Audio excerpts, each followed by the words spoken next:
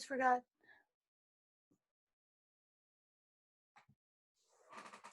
All right, so today, my list of things to do is long, scary. But the good news is that much of what we will do today has already been saved on a video that's on the playlist. So if you don't feel like taking notes, that video, well, this video of this class will be there eventually, but there is a video just about customizing your YouTube channel, which is one of the things we're going to talk about. We're also going to be talking about using your Chromebook as your recording device. I'm going to talk about what you do if somebody gives you video that's in portrait mode. How would you adjust that in Clipchamp? And I'm going to come in on my phone later because I want to share with you an app. It's on the resources page. It's called Video Saver. And I use it to take video from other sources and download it and put it into my iPhotos library so that I can incorporate their video into my video. And I'll talk to you about when, I'm going to show you an example of when I did that and how I think it was really a good tool as a teacher. Very briefly, they had to listen to a read aloud. And then a couple days later, I took parts of that YouTube video of the read aloud and they were asked a question. And so I was like, well, when I heard that question, I thought to myself, and then I played a clip of the story. And so it's a way to like really get everything you can out of that read aloud. And I'll show it to you later. So that's the plan for today. I'm getting a little bit nervous because we only have today and tomorrow. But I hope that we're able to cover everything. I think we will. I'm starting this today so that if there's spillover, we have tomorrow to deal with it. And before I dive into this, the basics of Clipchamp. Anybody have any questions about that?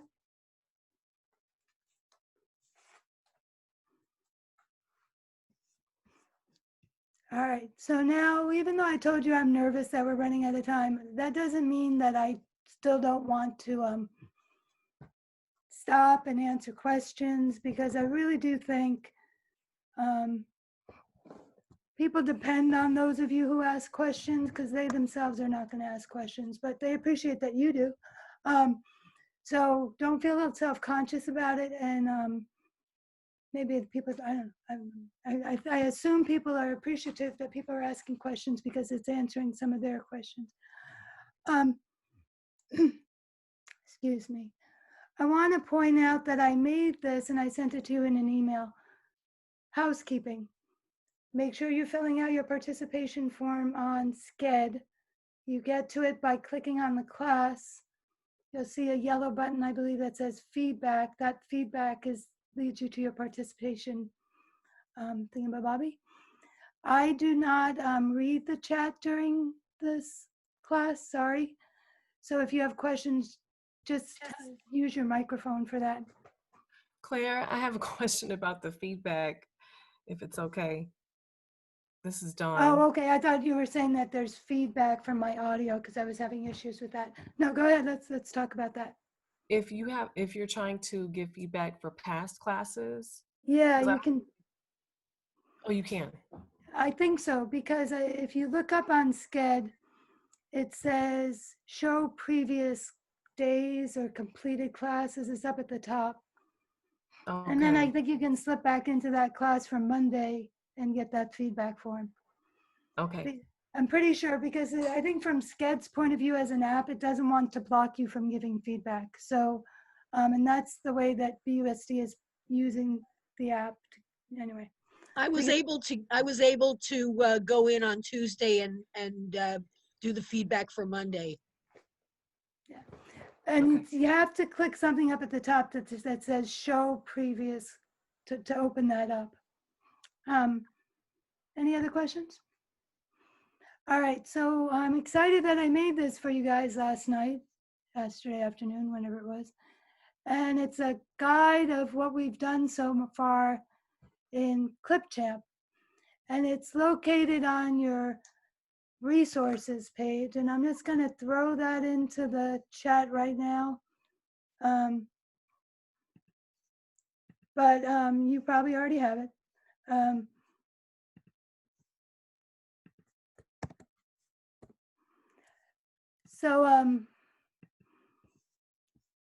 Sorry, I got a little bit lost in my thoughts.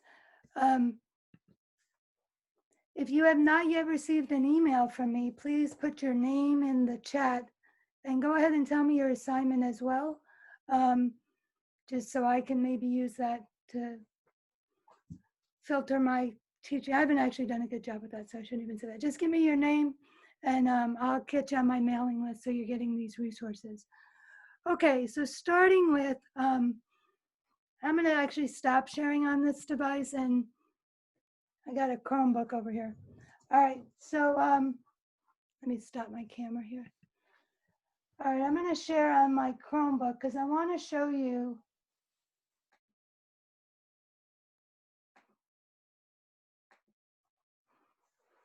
All right, good. I want to show you on a Chromebook how you can use the Chromebook as the device that you capture your video or photos on. So if you click on the launcher, which is the little circle in the bottom left-hand corner, and then you search for camera, you'll see the camera. Oh, no, you get to see my funky room from that side. Okay. So I have to choose video over here. And then I start recording.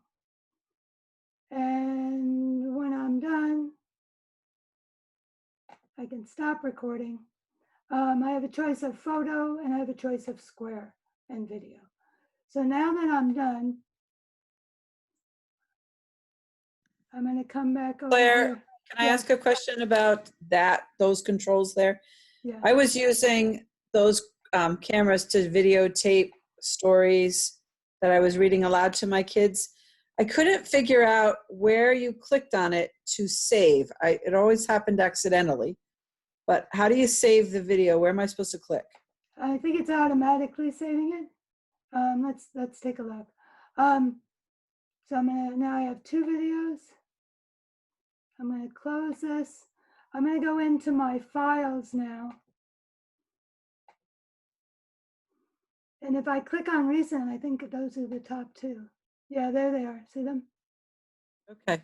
So there isn't a saving step. It's just there. So now if I went to Clipchamp, which for me, for some reason, I keep wanting to call it Clipchimp. And I think of monkeys every time I use this app. So when I'm in Clipchamp, I can import that video I just made by using my Chromebook camera.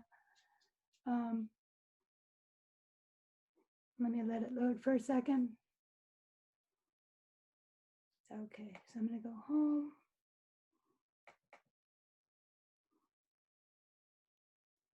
Sorry, it's being slow.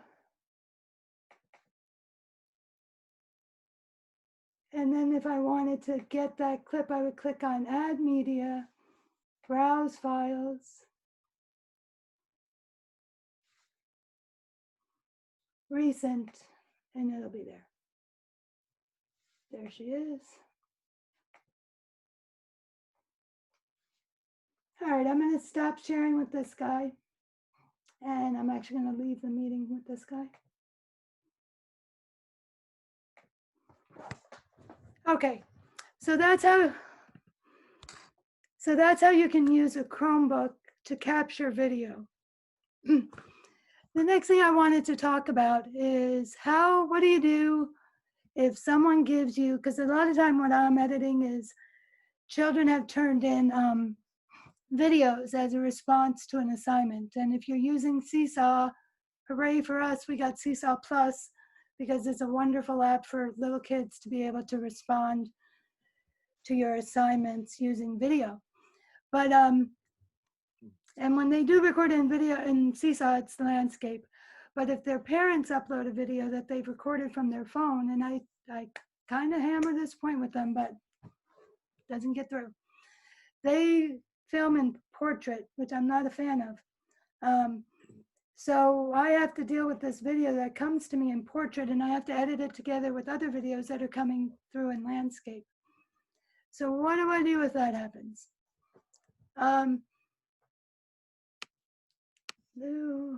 Sorry, I thought I had, let me just check. Let me close this out, fit to screen. Oh, okay. Sorry, I did not, I thought I had put a portrait piece in here. Let me quickly go into my photos and get one.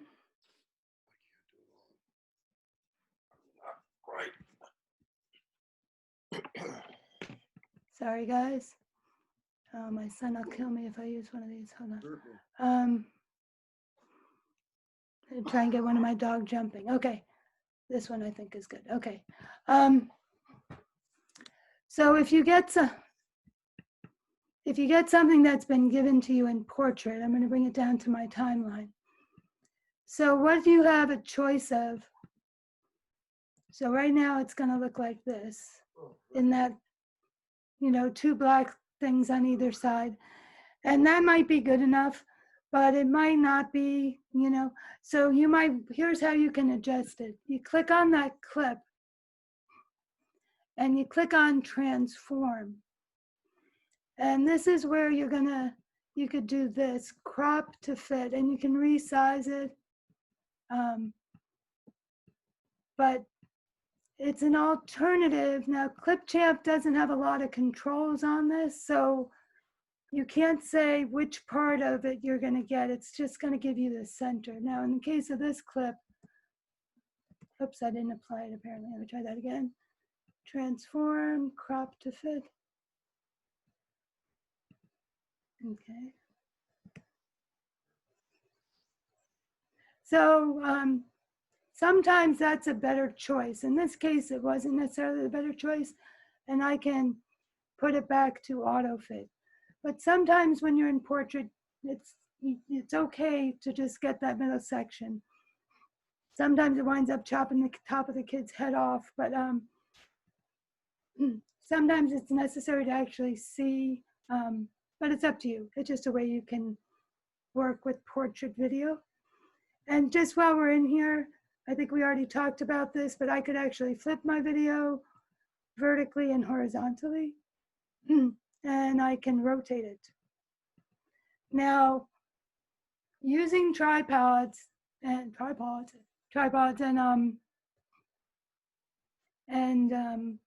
iPhone holders, what happens to me a lot is I think I'm filming it in portrait landscape, but I actually was filming it in portrait because it turned itself when I put it on the tripod, something happened.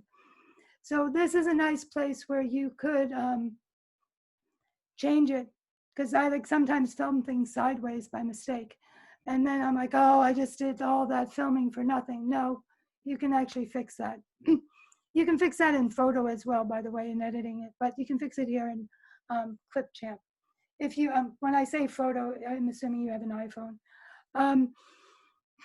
Okay, I'm gonna take us over to YouTube. I'm gonna stop for a minute. Do I have any questions? Okay. Before I go to YouTube, I feel need to just remind you of one thing. When you're adding a title and you drag it down, it comes down as a purple rectangle, and you put it right over the part of the video where you want that title to appear. Now this could be used not only as a title, but as text in the middle of your movie, right? So if you wanted that, you might pick this one guy down Like if you want it to be, you would play around and find out which one's the best one. But so if you wanted text in the middle, you could use titles that way. But the real reason why I felt the need to come back here is it's super confusing if you don't know how to do this. How do you actually put your title in there? I'm going to remind you, you click on the purple box and these are the tools up here. When you click on text, this is where you get to put in your title and choose your font. And here you can position your title and change the size. And here you can choose the color for your text color, and this one comes with the line. Okay, just wanted to remind you that. So I'm going to bring us over to YouTube. Now, one sec.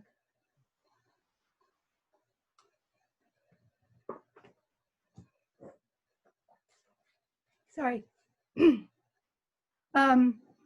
Why do I use YouTube? Because we already talked about this a little bit, I think, but BUSD devices are pretty much blocked from YouTube. But There, yeah. quick question. Mhm. Going back to the portrait part of your instruction, is this Yes. a way I can make a copy of the portrait and have the portrait be on in the same frame where I have my daughter looking to the right? So if I can, yeah, so right here, if I can move that over to the left and make a copy of this same image in the frame, Uh-huh. and then have the dog looking the other direction. So flip it 180 horizontally. Can you do that? Oh, I'm sorry. Flip it 180 horizontally. Is that what you meant? Yeah, but can you have both pictures Yeah, at no. once? No, I don't. Not with the not with the free version of this. Okay. Yeah. What is nice is I shouldn't even, yeah. That's this layout here where you have a picture and a picture and you can have videos in there too and multiple at once, and it gets exciting. I got really excited about it. But then I realized that's part of the paid features. Sorry to tell you. Okay. You can maybe come in for a month and then leave. I don't know, you know. But if anybody has an iPhone, I would recommend doing this stuff on your phone rather than on your Chromebook, because the iPhone has iMovie for free, and it's got more features than Clipchamp. I'm not sure if iMovie for phone has what you're asking for though, actually. I've never done that on iMovie, but anyway, does that answer your question? Okay. Yeah. All right, moving over to YouTube. Despite the fact that BUSD does not allow their kids to go on many of the YouTube videos, I still use it because my experience is they get there. I don't know how they're getting there, but I can tell by my views they're watching it on YouTube.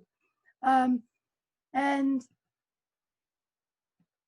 I like features of YouTube.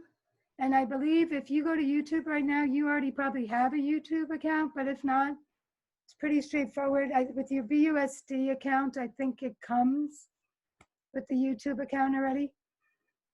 So I just want to take you through a couple of things. I want to show you what I like about YouTube. When I click on my icon over here, I can go into YouTube Studio. And when I click on my videos over here, one of the things I like about YouTube, it's giving me so much information right here. So if I look, a couple people watched yesterday's video, but look at this, 18 and 20, that's great. Because if you look down further, I've done this before and nobody watched the videos, so I got a little disheartened. And I stopped posting class videos, but this is a different kind of thing if people are actually using them. So it also lets you know if I've made it public. I think most of these on this channel are public. Sometimes they're unlisted. That means I'm only sending a link to some people, and those are the only people that can see that. And then I also wanted to show you, and then so it tells you the views. And if you come over here to analytics, I'm not going to go too deep in this, but I feel like this is very valuable for teachers. It's where you're getting your information about engagement. So, you know, I had a dry period in there, nobody watching anything, and then it picked up. And it's letting you know what are your top videos and top playlists. It also gives you, oh, here it is, the average view duration. This confirms my belief. You make a video longer than 4.5 minutes, no one's going to watch it anyway. But again, that's an average. So that actually means some people did watch the whole video. Well, Claire, is that before or after quarantine?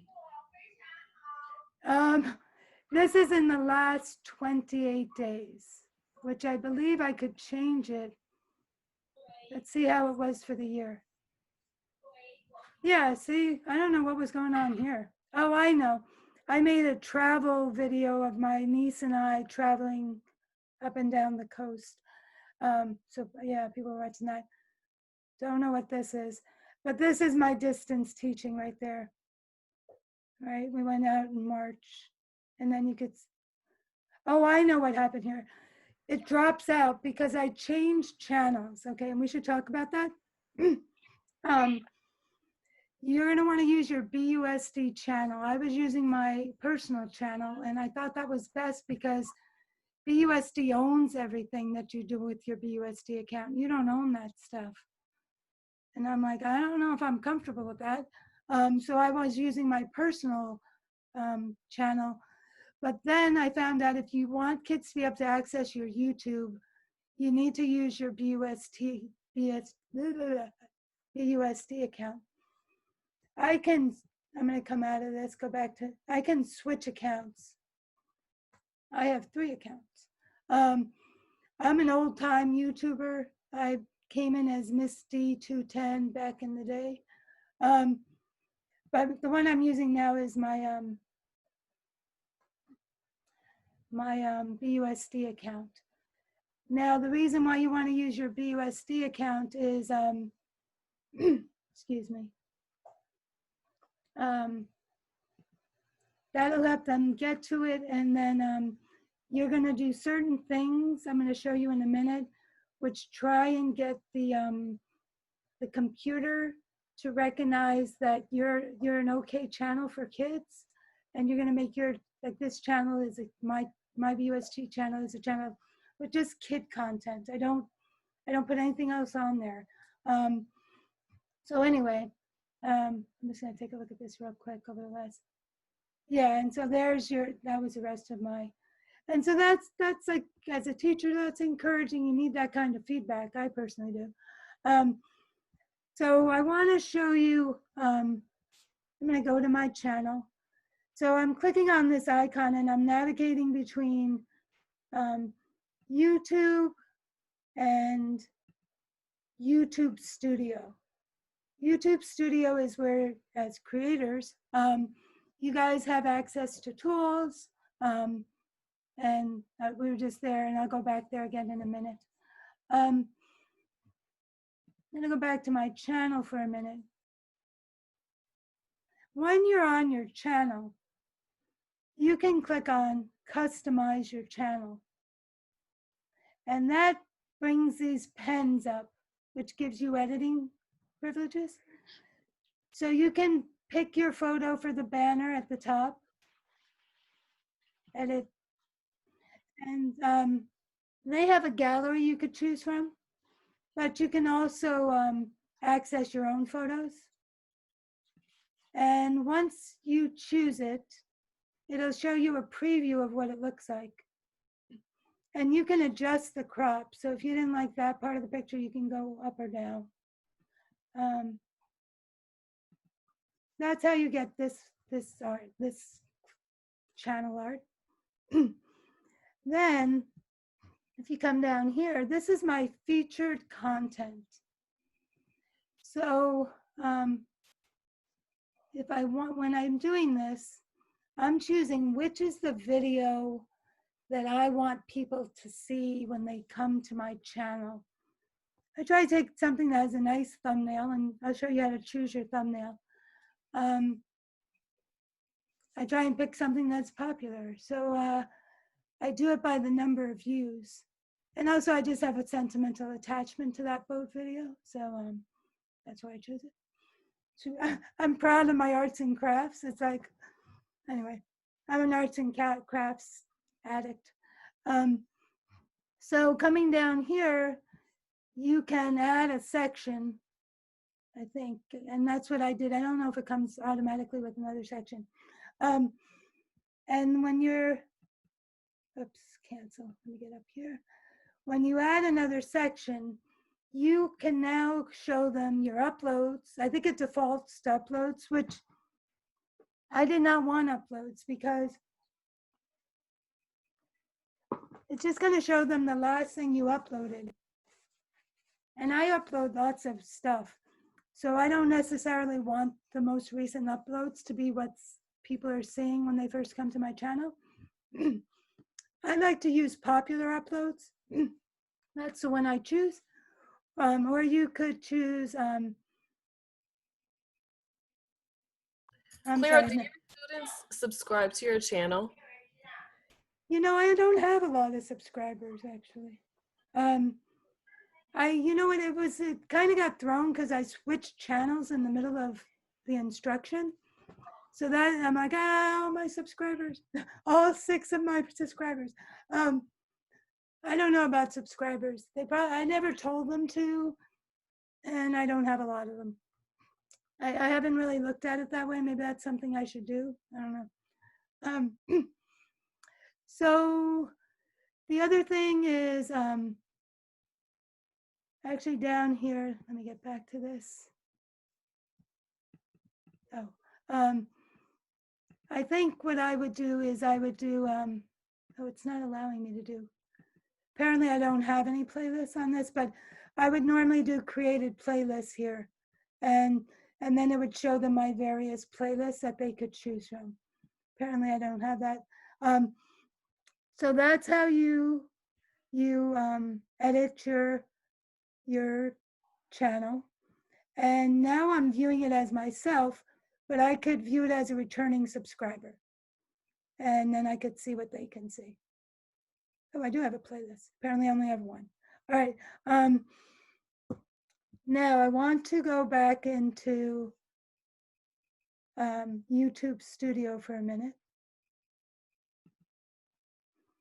And I want to show you, if you click over here on videos, next to each video is a pen. And this gets you into editing your video. So these were the choices they gave me for thumbnails. And I didn't really care for any of them. And that happens a lot of the time. Apparently I didn't say this was made for kids.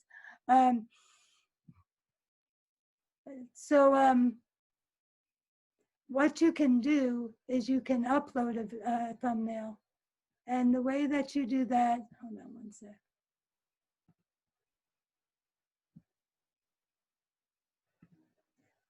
All right, let me get back to this. So, hold on one sec. Sorry, I'm choking a little bit here. Thumbnail. Oh, okay, here it is. So they give you 3, but then you have a choice of uploading a new thumbnail. So if I want to change this, I would search out the thumbnail I want. Now, how do I get a decent thumbnail? I would go into my video. So let me open up a video over here. And I would watch it and get this out of the way.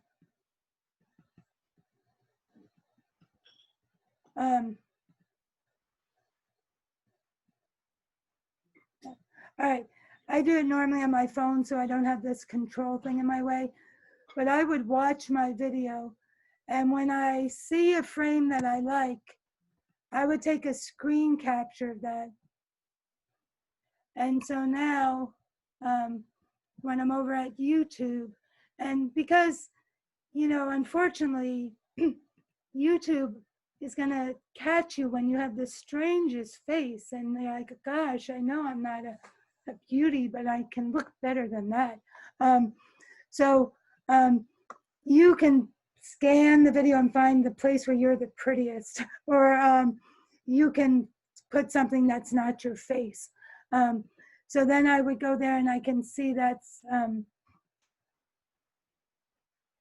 oh, it's bigger than. Well, you're gonna have to play with finding, capturing something that's not gonna, that's interesting. Normally a screenshot is not bigger than, let me just check that. Oh, that's not a screenshot, my bad. All right, here it is. Yeah, I was wondering why that happened. So, so that's how you choose your own thumbnail. And I find that to be very, very important. Now, I did all that. You can also put it on a playlist here and choose if you want to change it from unlisted to public. So your choices for how to put it are private, unlisted, and public. Private is you're kind of using it as a drive, a cloud drive, where no one can see it but you. So why would you even do that? Well, you could store stuff there and get it off your hard drive. So that'd be a reason to do that. Unlisted is things you don't want to share with people that you don't know. And then public is everybody gets to see it. So for BUSD people, I think I've said this before though. Oh, okay. In addition to putting it on YouTube, I also put it on my drive. And when I put the lesson in Seesaw or Google Classroom, I put the link to my YouTube video because then it puts up that nice thumbnail. But I, in the text somewhere, put the link to the where they can get it from Google, so that the kids that can't get on that YouTube site can click on the link and get it from Google Drive, and they won't have any problem with that. And I think I already said this, but the reason I don't just do it on Google Drive is, yeah, I already said that. And I think that's it for that. So let me check. So there's a couple things I want to show you over here really quickly. So there's an editor. So once I click on this video, I can access an editor. Now you might be like, well, why would I want to edit in YouTube? I already edited on Clipchamp. The whole process, and we'll do this in a second, of uploading the video onto YouTube, it's a bit time consuming. And so if you do that and then you discover, I left that part in, oh, and I should say this, get in the habit and try never to swear in front of the camera. Because when you're videotaping and you get frustrated, it's gonna happen, right? You just, like something happened and like the last 20 minutes was for nothing, right? So because my biggest fear is in the edit process, one of those things is gonna fly through, because when you're doing a lot of videos, you start to get a little bit sloppy with your editing. And so I try and make sure for me that I don't swear if a camera's on. The other thing I do is, because I have this coughing issue, as you know, I do this sometimes when I've had some kind of episode where I need to cut it out of there. So when I'm scanning the video, it's easy for me to see, oh, look, Claire, get this out of here. So that's just a little tip I use for when I'm videotaping. So if you upload something to YouTube, and you realize there's a small thing you want to fix, that, but you don't want to go back to Clipchamp and do the whole thing again. In YouTube, you can trim things off. Another reason why you might want to do this, besides having made a mistake, is previously when I was exporting things from Clipchamp, it was coming with a commercial at the end for Clipchamp. I did it today and it didn't have the commercial on it. So I don't know if they've changed that, but in case they ever bring it back, anything that I was putting out of Clipchamp had this little Clipchamp thing at the end. And I wanted to chop that off, which I couldn't do in Clipchamp, obviously. So I could do that here in YouTube. Here is how, and this was confusing, so it took me a while to figure this out. So to trim something here, you have to click on trim first. And then you could drag either this end in or this end. If you needed something to be trimmed from, let me get this out of my way. Sorry, my Zoom is in my way. If I wanted something to be trimmed from the middle, I would put this playhead where I want it, and down here, I would click split. And then I can pull it out this way and pull it out this way. Then I got really frustrated. It took me a long time. I couldn't figure out, up here it says save. You can't really see it, but it's gray and you can't click save. And I got stuck here for a really long time. Then I found out they want you to click preview down here. Once I click preview, save now becomes an option, which I actually don't want to save it. So that's the feature. So like if that advertisement for Clipchamp shows up at the end of your video, you can just chop it off right here. Another thing, which I'm not sure that you'd be interested in, but you could add video and replace your audio. And I want to point out, this is the library of free YouTube music. Let's see if I can get some of it to play for you.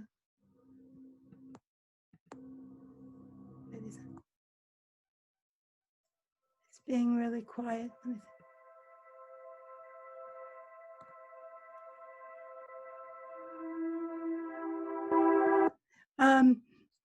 YouTube actually has some very nice music.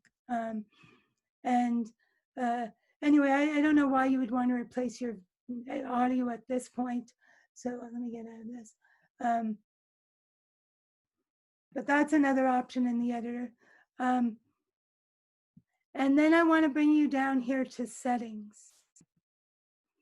In settings, here is where, if you go into channel and advanced settings, this is where you can set the channel as made for kids. And I recommend that you do this. And that will mean that every video that you bring in, you shouldn't have to do it every time after you set this up this way. I think with that video there, it might have been an older video, I don't know. But you have some choices in here about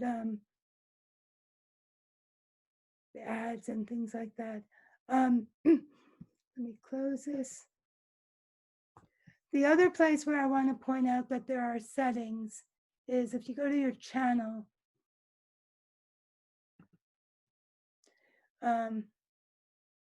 here, when you're on your channel, settings shows up over here as well.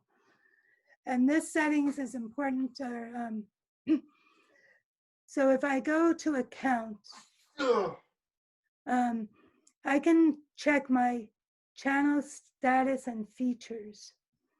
And this lets you know that I believe you get 3 copyright strikes before they kick you off of YouTube.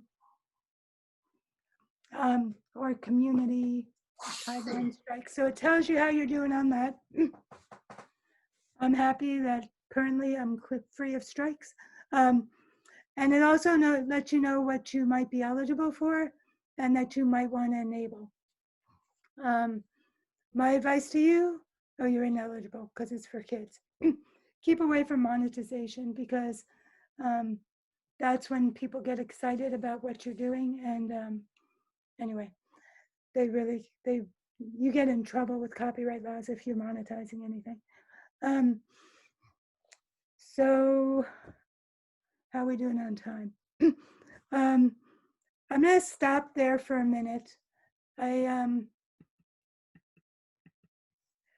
want to point out on this resources list, if you look on the playlist for these classes, Customize Your Channel on YouTube is on that playlist, and it's a 10-minute video, and it just goes through some of those things that I just went through. Going back to YouTube. So, oops. What happened here? All right. When you're on YouTube, to upload your video, all you have to do is click on this camera with the plus sign, then click Upload Video, and you're going to find that file. Now I exported something to my downloads. There it is. So this is what I made in Clipchamp. So I'm going to open it. And now I'm going to give it a title.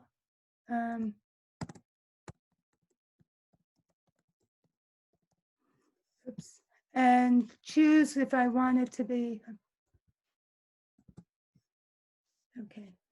I can't choose a thumbnail yet because it has to upload the video before that's a choice. I could put a description. I don't tend to do that. I could choose my playlist now. It's made for kids. It's the default now for me. So I'm going to go to my next. I don't do anything here. Add an end screen. I've been thinking that, I don't know. I think that's more for monetizing, to get people to go buy your merchandise or something like that. Or maybe it could lead them to another video. So you might, I don't know. I've not explored that. Something to look at. Here's where you make it public, private, or unlisted. You could schedule when it comes out. And then you go to publish. Now,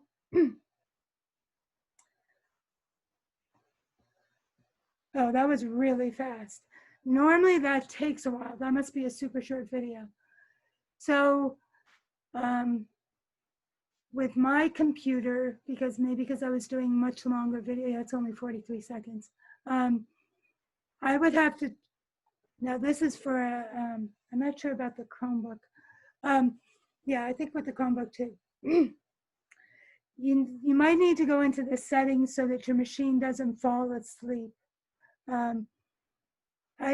I think it might be okay, but I find that things go faster if you could just put your machine to the side and it stays awake and it finishes processing the video. It can take 5 or 10 minutes. All right, so now I've uploaded my video. Oh, sorry, this is, and here it is. So I'm going to choose my thumbnail. See, that's a very good thumbnail actually, but I could choose this one, or like I showed you before, I could take a screenshot of something better. And if I haven't already, I'm going to put it on the playlist, but I could have done that before. And so I didn't actually do anything, so I don't, but if I did something, I would click save. Does anybody have any questions so far? Claire, could you comment on comments? Can I comment on comments?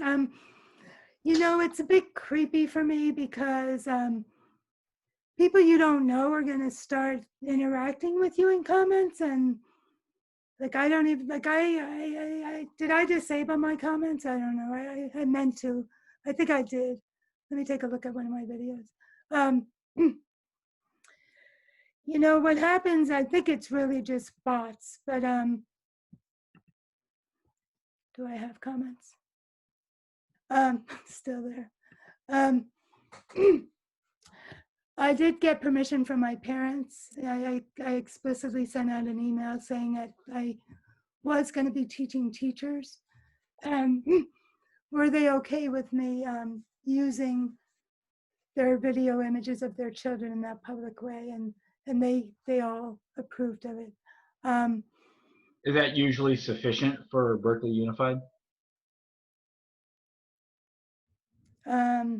No, I've actually had Berkeley Unified come after me about a couple of things, but they haven't come after me about this, because generally if their kid's picture is in there, it's unlisted.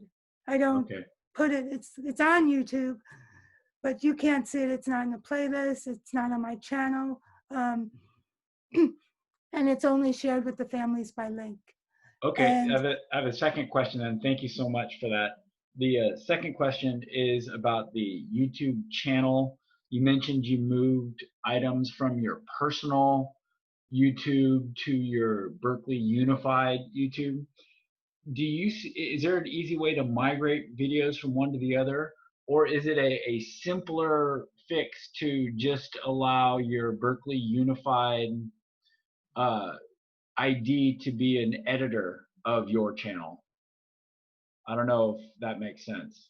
That way you can invite yourself as a user and then give yourself access, and then would Berkeley Unified students be able to see those videos? okay, I got a little confused by the question, but let me, so they make it seem like it's going to be easy for you to move videos from one channel to the other. They even have like a link in YouTube Help, how to move videos from one channel to another. And then when you click on it, it says, you can't, which is like, why did you even put that there? Why? So I didn't really. I just abandoned ship and moved to another ship, and left my videos where they were for the most part. And sorry about the dog. Okay, last question then is. Wait, I didn't finish though. I didn't Oh, finish. okay. You had a whole nother thing about editing and your persona. So your BUSD is the owner of your channel, and your BUSD is the only editor that channel will ever have. Oh, you were saying about giving them access to see it, not to edit it. Okay. And I don't know if there was another part to that question. That's a question I didn't really understand, actually. Yeah, I was just trying to find a creative way of not moving videos from one to the other, just giving if you have your personal Gmail access, giving your Berkeley Unified access, and if that was able to do it, but it doesn't sound like. No, there's only one owner per channel. Haley? Can't you download the video back onto your computer and then upload it onto the other channel? That's the solution. It's just time consuming. You would think YouTube, it shouldn't, but it is. And that's the other thing I wanted to talk about is, let me get back into YouTube over here.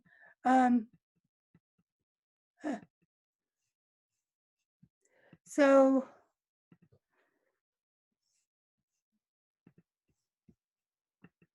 Claire, I think the reason that you can't point from two different channels is that each video has a unique URL.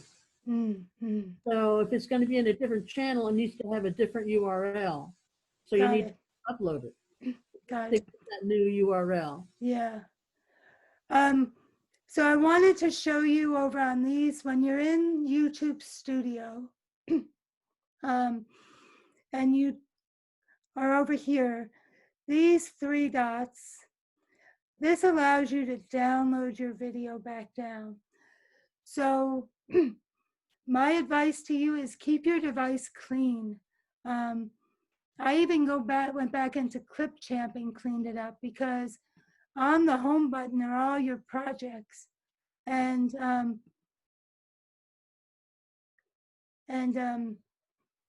I just have a bunch of untitled projects. So clicking on those three dots allow you to delete it. You're downloading these videos onto your Chromebook. Once you upload it onto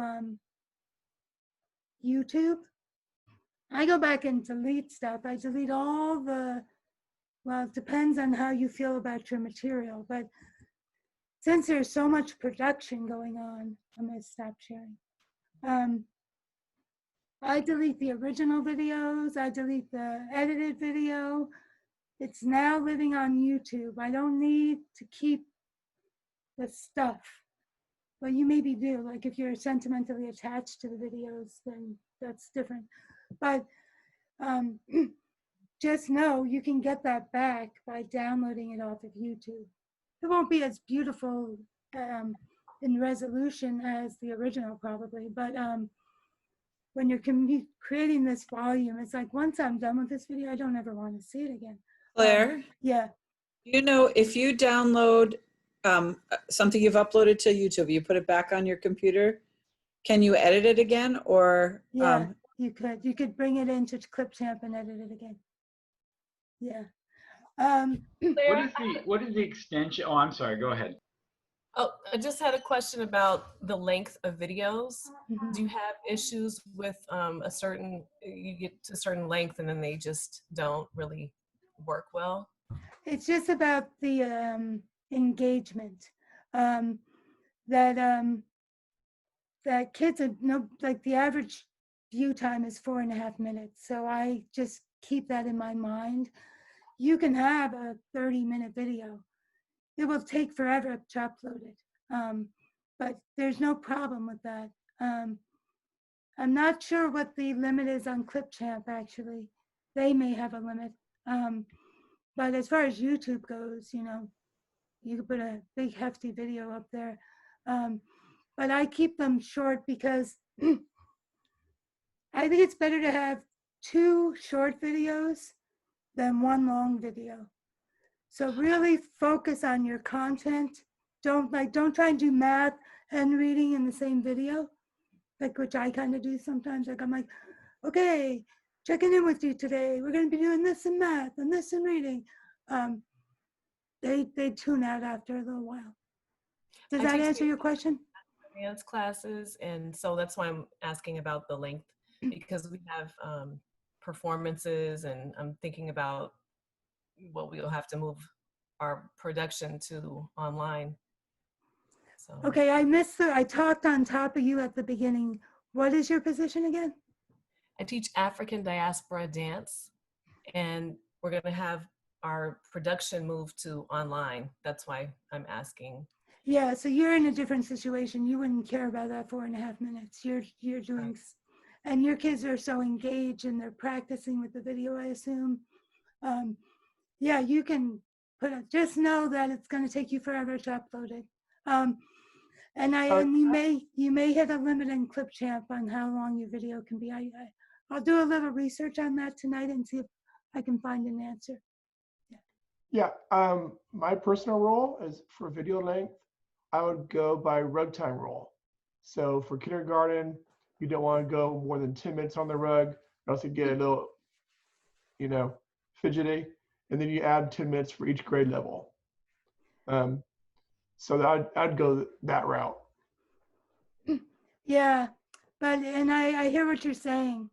But I think there's a case to even make it smaller. I think when you look at the analytics and it tells you your average view time is 4.5 minutes, you know, but you do what, like, and that's what I like about YouTube is as a teacher, I actually need that information. So we didn't get to some stuff. Claire, one more- I have a Oh, yeah. question. Yeah. Go ahead, Lori. Thanks. What's the difference between exporting to YouTube from Clipchamp and importing from YouTube from your folder that you had, like on Drive? I guess there's no difference. It's just the difference is you would have a copy on your device if you wanted it. Oh, right. But Okay. if you don't want that, because then I just told you to go back and delete that. So you could shoot straight to YouTube from Clipchamp. Where does it land when you export it to YouTube? Just like anything you upload, it just lands on a not playlist. Well, let's try that. Let me come on over here.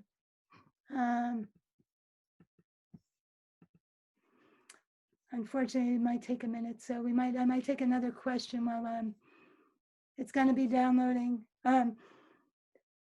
was it Daniel or somebody else had a question while we're waiting for Yeah, this? one more quick question. Mhm. The YouTube prefers certain file extension formats.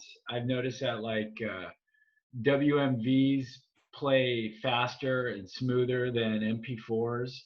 What sort of file extension does MailChimp generate? I believe you're getting an MP4. MP4? Let me take a look. I have one here. Yeah, an MP4. And you don't have any issues with quality on YouTube and speed? People are Here, able to. I'll let you see this one.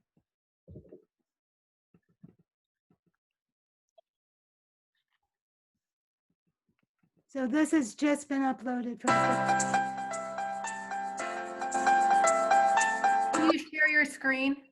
Sorry. Oh, no, Oh, worries. sorry. My bad. My bad. Thank you for telling me I hadn't shared my screen.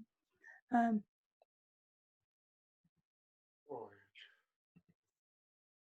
hello.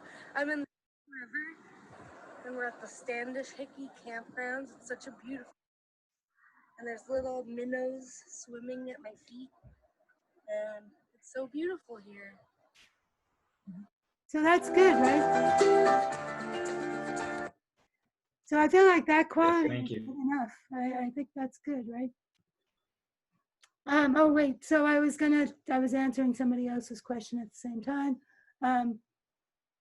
So now I'm gonna click, oh, I'm not sharing. Let me share my screen again, and then we gotta wrap it up and finish up tomorrow. Clipchamp. So if I click on upload to YouTube, here's my account. I'm gonna allow it. I don't know what's happening here. I think, oh, it's spinning down here. You might have to wait till tomorrow to see what the next step is, because I don't know what to take. Keep sharing this while I look at my participants.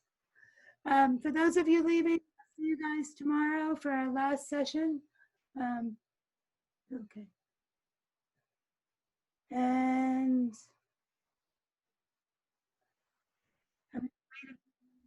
Thank you so much, Claire. I really enjoyed it. oh, good. I hope it was helpful. Oops, sorry. Thanks, Claire. I've really enjoyed joining from Virginia.